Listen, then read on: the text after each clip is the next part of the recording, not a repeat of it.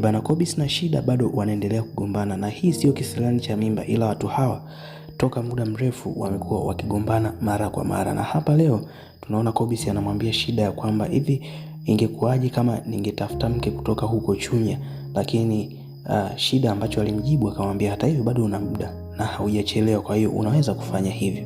Kobisi alishangaa na akamuuliza Shida, unasema nini? Lakini ndo tayari Shida amekwisha kuongea.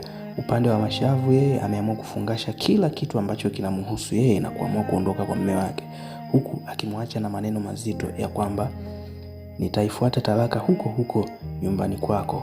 Na sababu ni kwamba amesema hawezi kuenda kukaa katika nyumba ambaye alikuwa anakaa mke mwenzake, kwa hiyo hamna kitu kama hicho ambacho kitatokea.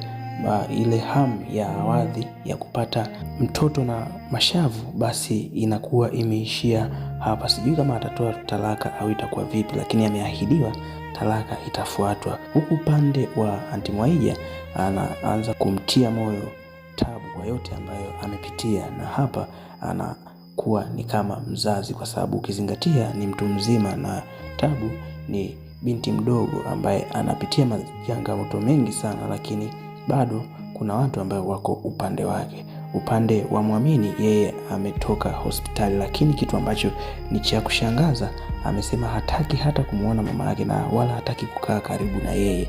Na mama yake anamuuliza, hivi kweli Mwamini ni kwamba hautaki kabisa kuwa pamoja na mimi, yani hautaki kukaa karibu na mimi? Akasema si kwamba ni hivyo, ila mimi sitaki kabisa kukaa karibu na wewe. Lakini kwa upande wa Dachina, na yeye anataka kuandaa shughuli kwa ajili ya kupokea tu nguo za mume wake Mudi, na hiyo itafanyika wapi? Tuendelee kufuatilia. Huko upande wa Vene, na yeye kuna surprise nyingine mpya ambayo imetokea nyumbani kwa Mzee Kikala, baada ya watu wawili kufika na kusema wamekuja kumchumbia Vene, na ni tofauti na wale ambao tulikuwa tunawatarajia. Sasa sijui ni kwamba wamelipwa na mama yake na huyu mchumba wake Vene au vipi, lakini ndo maneno hayo wameyaongea.